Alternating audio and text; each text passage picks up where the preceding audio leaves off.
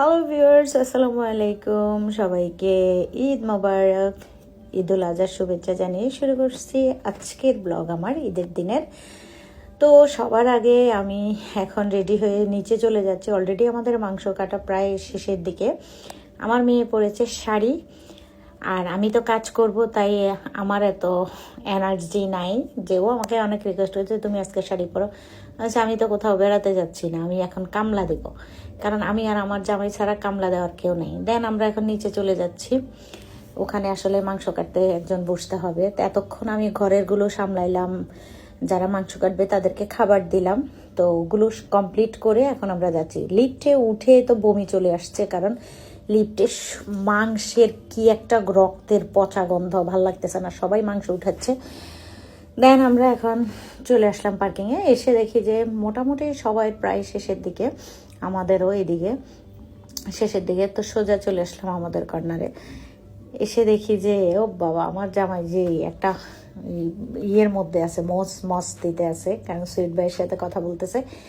এদিকে আমি অবনীকে বলি যে যাও ওই চেয়ারে বসো। সাকিব আমাদের নেইবার, ও অবনীকে চেয়ারটা আগায় দিল। প্রিন্সেস বলে কথা, বেড়াতে আসছে ও আসলে, শাড়ি টাড়ি পরে লাইফ ওরাই এনজয় করতেছে। কামলা হয়েছে আলো আমরা। দেন আমাদের সোহেল ভাই, যারা আমাদের মাংস কাটবে, সোহেল ভাই উনি আমাদের খুবই পরিচিত লোক। সব প্রতি বছরে উনি ইয়ে করে। তো উনি মাংস, এগুলো শুধু রানের মাংসগুলো, তো এইখান থেকে আমি মিক্স করলাম। এদিকে আমাকে বলল যে কিছু মাংস, 2 কিলোর মতো মাংস আমাদের দারোয়ানকে দিতে হবে, কারণ আমাদের বিল্ডিংয়ের একটা সিস্টেম, পার গরু থেকে 2 কিলো মাংস দারোয়ানদের জন্য নেবে, 2 দারোয়ানের জন্য। ওরা কিলো হিসাবে মেপে তারপরে স্কেলেটের ইয়েতে মেপে তারপর দিবে। তা আমি ওটা ভাগ করে আমি এখন ওদের কাছে নিয়ে যাব, ওদেরকে দিয়ে দিব, কারণ অলরেডি আমাদের মাংস কাটা শেষ। আমার হাজব্যান্ড একটা পলিথিন দিল, যে পলিথিনে করে ওখানে স্কেল করবে, মেপে নেবে। 2 কিলো মিন্স 2 কিলো, কারণ এটা একটা সিস্টেম করছে আমাদের অ্যাপার্টমেন্টের সবাই মিলে, যে কে কত দিবে না দিবে, অনেকে ভুলে যায় নাকি অনেকে। তো আমরা তো প্রতি বছরই দিই, তো এখন সিস্টেম করছে দারোয়ানকে এইভাবে দিবে। দেন আমি নিয়ে গেলাম শিকদার ভাইয়ের কাছে, ওখানে উনি স্কেল ইয়েতে মেপে দিয়ে দিল।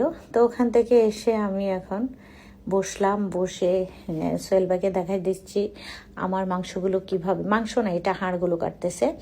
হাড়গুলো অলরেডি আমি আমার বাসায় জিক্সের দিয়ে কাটলাম, জিক্স দিয়ে। যেহেতু নালার ভিতরে মজ্জাগুলো বের হয়ে যায় তার ধামা দিয়ে ইয়ে করলে, তো আমি ওগুলোকে আলাদা করে কেটে বাসায়, ওটা আরেকটা ভিডিওতে দেখাবো কিভাবে কেটেছি আমি আর আমার হাজব্যান্ড। আমরা প্রতি বছর এরকম করি। আর আমার হাজব্যান্ডের নাম দিয়েছে ম্যাকগাইভার সোহেল ভাই, কারণ ওর কাছে সব ধরনের জিনিসপত্র আছে, যেটা যখন তখন সে কুইকলি বের করে ফেলে। তো এই কোরবানির সময় এরকম আমাদের আসলে ইনস্ট্রুমেন্টগুলো এত সুন্দর, এত মানে অ্যাডভান্স। দিয়ে আমরা হাড় কাটি, ইয়ে কাটি, কুড়াল দিয়ে। তো সবাই খুব মানে ইউনিক, মানে আমাদের জন্য একটা গুড থিঙ্কিং সবার কাছে, যে এই জন্য আমার হাজব্যান্ডকে ম্যাকগাইভার সোহেল ভাই বলছে।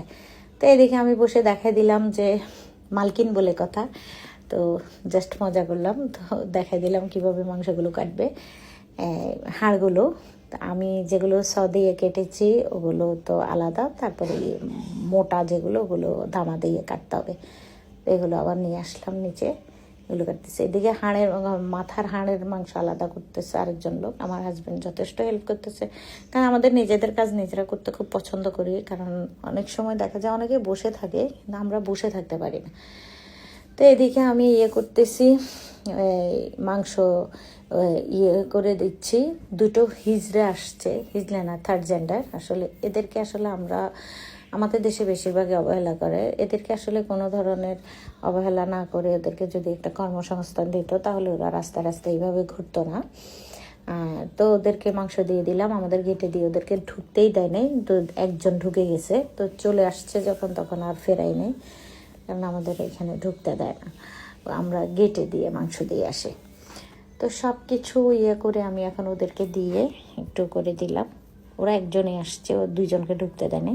তো মোটামুটি আমাদের কাটাকুটা শেষ, আমরা এখন মাংসগুলো উপরে নিয়ে যাব। আমি কমপ্লিটলি সব নিচেই করে নিয়ে যাচ্ছি, কারণ বাসায় আমি জাস্ট একটু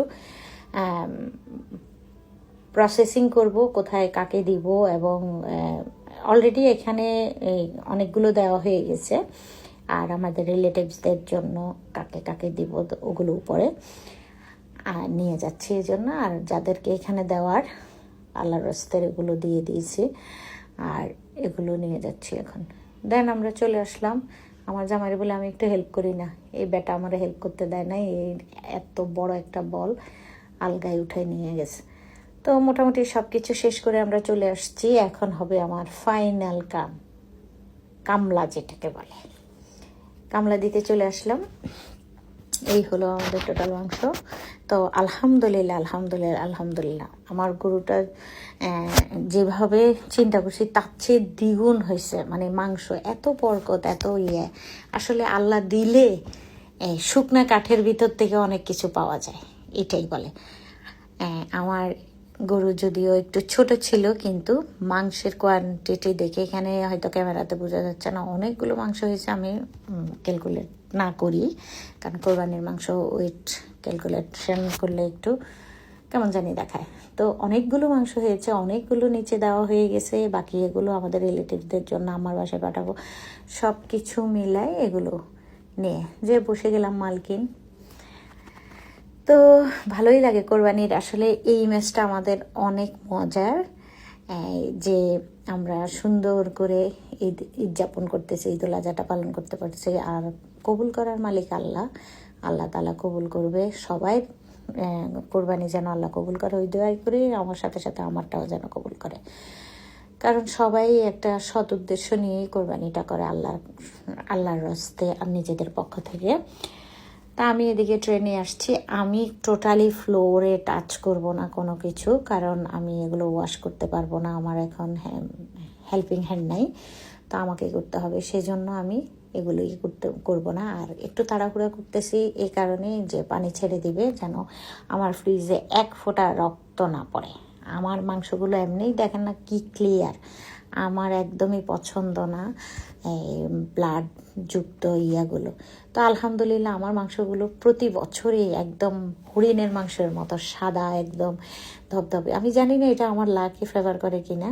আর আমার মাংস গরুতে একদম 100 গ্রাম চর্বি আমি পাই নাই, হাড়ের পরিমাণও কম। এই যে এখানে শুধু একটা বলে একটু হাড়, আরেকটা বলে আরেকটু হাড়, আর এই সবগুলো মাংস। তো আলহামদুলিল্লাহ আল্লাহ এত সুন্দর বরকত দিয়েছে, সবাই দোয়ায় এবং আল্লাহর ইচ্ছাতে আমি কোরবানি করেছি। আল্লাহ যেন আমার কোরবানিটা কবুল করে। আসলে কোরবানি মাংস রেখে রেখে খাওয়া এগুলো আসলে পছন্দ না, আর বেশি দিন ফ্রিজে রাখলেও মজা লাগে না, তাই যেভাবে যেরকম করে দিয়ে দেওয়া যায়, কারণ সবসময় ভালো লাগে না। গরু মাংস আমি এমনিতেই কম পছন্দ করি, আর আমার হাজব্যান্ডের কোলেস্ট্রল আছে, হাই ব্লাড প্রেশার, তো এর জন্য আমরা একটু কম খাওয়ার চেষ্টা করি হেলথের কথা চিন্তা করে। তো এদিকে ডিস্ট্রিবিউশন করে ফেলতেছি, আর আমি তো কি কত কখন চলতেছে আমার নিয়ে। তো এগুলো সারাদিন এগুলো করার পরে এরপরে কিচেনে যাব রান্না করার জন্য। অলরেডি আমি মশলাপাতি সব কিছু রেডি, জাস্ট চুলায় বসাই দিব। দেন এর মধ্যে আমি সব কাজ কমপ্লিট করে, রান্না বান্না কমপ্লিট করে শেষ করে শাওয়ার নিয়ে এখন চলে আসলাম খেতে। আলহামদুলিল্লাহ আল্লাহ রিজিকে যা রেখেছে। তো চালের রুটিও বানাইছি একটু করে আমাদের জন্য, আমি নিজেই বানাইছি। এখানে বাগরখানি আছে, পরোটা আছে, যেটা দিয়ে ভালো লাগে। তো সবার আগে শুরু করব আমি চালের রুটি দিয়ে। এর আগে একটু ঠান্ডা পানি খেয়ে নিই। প্রচণ্ড প্রেশার গিয়েছে আজকে সারা দিন। এখন খেয়ে দিব একটা ঘুম, জানি না ঘুমাইতে পারবো কি না, কারণ আরও একটু কাজ বাকি আছে। জাস্ট শর নিয়ে চলে আসলাম। তো দেখি কেমন হয়েছে মাংসটা। আমি তো কলিজাটা আগে রান্না করি, তারপর মাংস। তো এটা কলিজা, গিলা কলিজা যা যেগুলো আছে এগুলো। আলহামদুলিল্লাহ অনেক মজা হয়েছে, অনেক মজা। আসলে কোরবানির মাংস আসলেই মজার। তো আজকে এ পর্যন্ত, দেখা হবে অন্য কোনো এক ব্লগে। তো সে পর্যন্ত আমাদের জন্য দোয়া করবেন, সবার ঈদ যেন ভালো যায়, দিনগুলো যেন ভালো যায়, সবার কোরবানি কবুল হোক, আমাদের কোরবানিটাও কবুল হোক। ফি আমানিল্লাহ। আল্লাহ হাফেজ, ভালো থাকবেন।